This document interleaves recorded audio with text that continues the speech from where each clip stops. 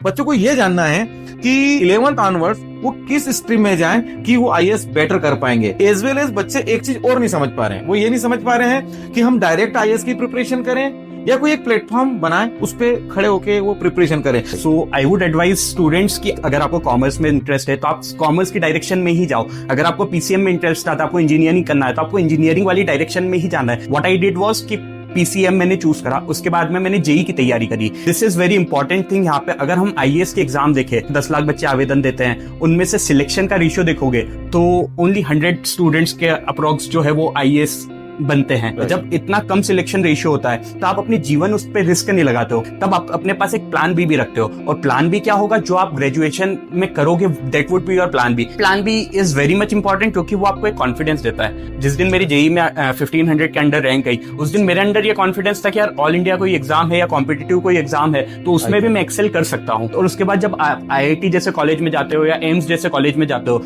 वहां पे आपकी पर्सनैलिटी डेवलपमेंट होता है, आपको होलिस्टिक एक्सपोजर मिलता है चीजों का। मैं आईआईटी कानपुर में बहुत ज्यादा कम्युनिटी सर्विस से एंगेज था, तो that give me more clarity कि मुझे इसी डायरेक्शन में जाना है। तो जब आप कॉलेज में जाते हो तो आपको बहुत सारी स्ट्रीम्स मिलती है, स्टार्टअप मिलेगा, जॉब मिलेगी, तो उससे आपको और ज्यादा क्लैरिटी आती जाती है अपनी जर्नी को रिलेटेड। तो that is what I would advise to all the young students also.